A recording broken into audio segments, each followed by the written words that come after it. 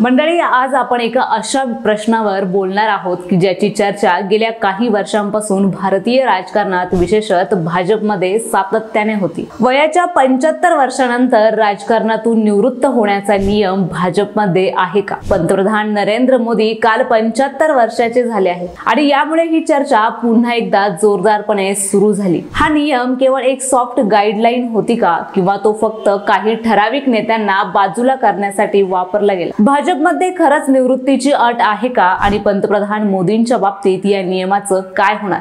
चला तर मग या संपूर्ण प्रकरणाची आपण सविस्तर माहिती घेऊया। नमस्कार, मी प्रतीक्षा, तुम्ही पाहताय पुणे प्राईम न्यूज।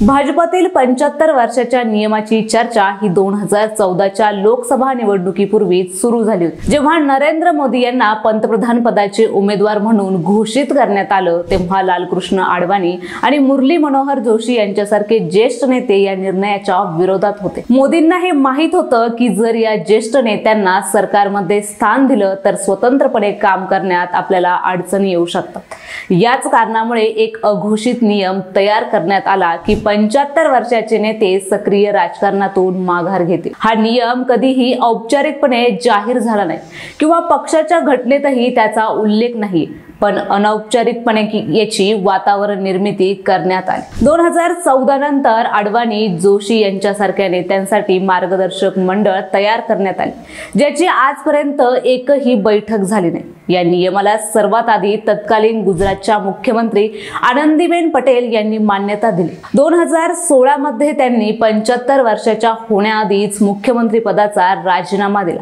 त्यांनी त्यावेळी तरुणांना संधी मिळावी या उद्देशाने हा निर्णय घेतल्याचं सांगितलं, पण त्यानंतर प्रत्येक वेळी हा नियम पाळला गेला असं नाही।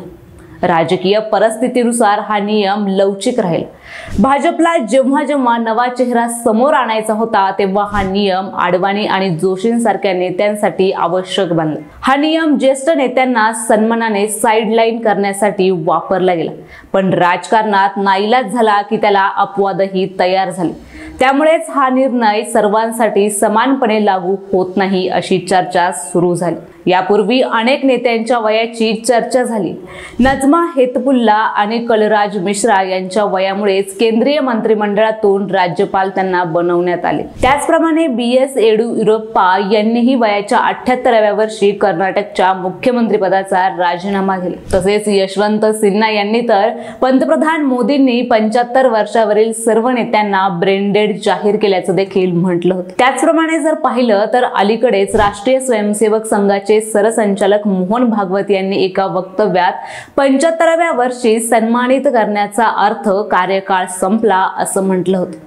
यानंतर ही चर्चा पुन्हा सुरू झाली, पण केंद्रीय गृहमंत्री अमित शहा यांनी लगेचच यावर स्पष्टीकरण दिले। त्यांनी सांगितलं की भाजपच्या घटनेत असा कोणताही नियम नाही आणि पंतप्रधान मोदी त्यांची सध्याची टर्म पूर्ण करतील, तसेच यापुढे देखील ते देशाचं नेतृत्व करत राहतील। भाजपच्या काही नेत्यांनी नाव न छापण्याच्या अटीवर सांगितले की पक्षात निवृत्तीचे वय असावे, जेणेकरून तरुणांना संधी मिळेल, पण त्याच वेळी त्यांनी हे देखील स्पष्ट केले की पंतप्रधानांचा विषय वेगळा आहे।